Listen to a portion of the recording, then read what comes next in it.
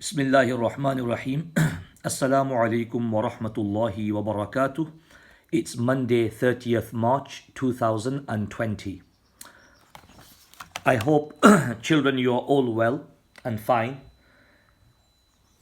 We want to start off this week every lesson with a short revision from this book, from this same book, the red book. We want to start off with a short revision. That's every day. It's like a warm-up. It's a quick recap of the previous concepts.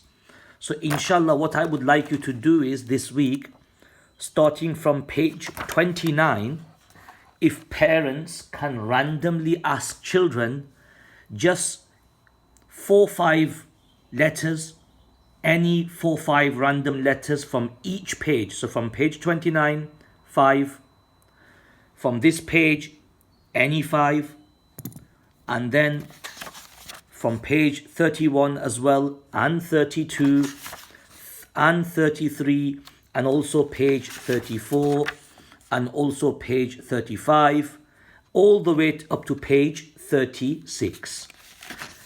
It's what you call a warm-up, and it also gives children some confidence that yes, we've done this, and I know this basically. The Sabaq for Monday, today, 30th March, it's on page 37 and half of page 38. Children, you've got the word here written without any harakat. So let's just look at this example. Read it with me, come on. Noon, Sod, Ra. Then we're going to read it with a kasra, kasra, kasra, ni, si, ri, ni, si, ri.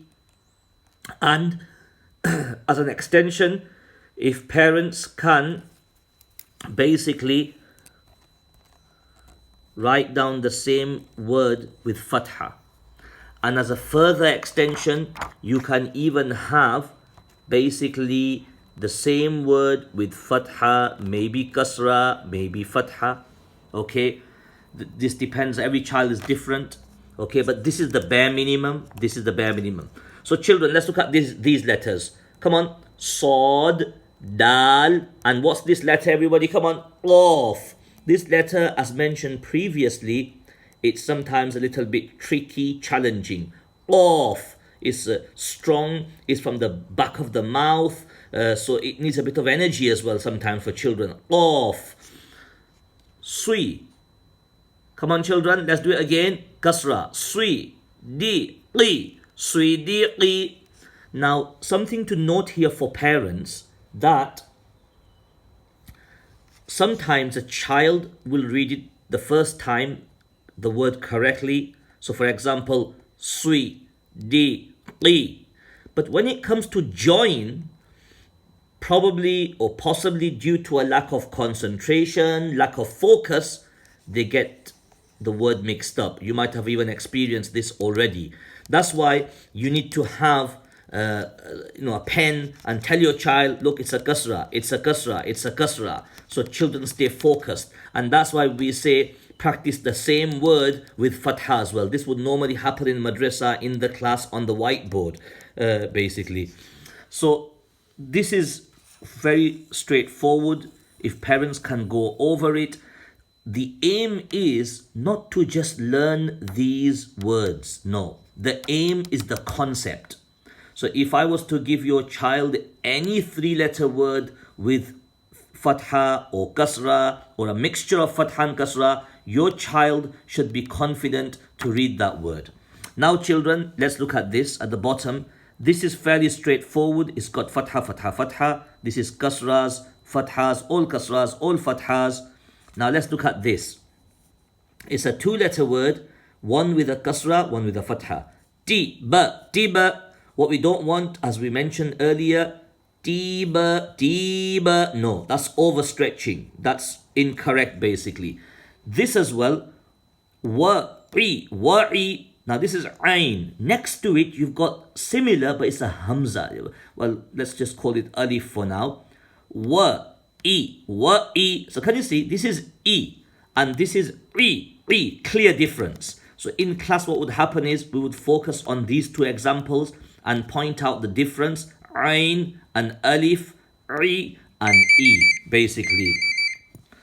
And then same again here, no stretching and so on. So this is today's sabak, Monday's sabak. If we can have it up to here. Down here you've got the 3-letter word, no harakat, all fatha, all kasrah, and these two are the most important columns. Okay, these two are the most important columns, mixture of Fatha and Kasrah, mixture of Fatha and Kasrah. So what parents can do is today, maybe you just want to go over a few of these, okay? Might not want to do all 5 as well. But tomorrow when you start, tomorrow's sabak starts from page 38, all of it. So we're going to recap the first half of the page, but you can just start from 4th and 5th column. So you get your child to read basically just from here. No need to read 1st, 2nd and 3rd column. So sajida, like that.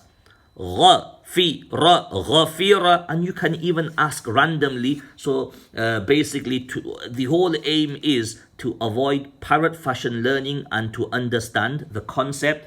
The exact same principle tomorrow for Tuesday applies here. Basically, I'll just go over one for you. Kaf, fa, ra. Don't forget our principle. Don't forget our principle of reading loudly and clearly. These are all fathas. So ka, fa, ra, kafara. And this is kasra, ki, fi, ri, kifiri. And this is mixture, ka, fi, ra, kafira. And this is ki, fi, ra, kifira. And so on, basically. And tomorrow's sabak is also the whole of page 39. It's exactly the same concept, same strategy, basically. Children, I want to finish today's lesson with one message, which is this: help. Meaning, help your parents. What does it say, children? Come on. Help. As you can see, my writing's not too neat, but your job while madrasa is closed, school is closed, is to help.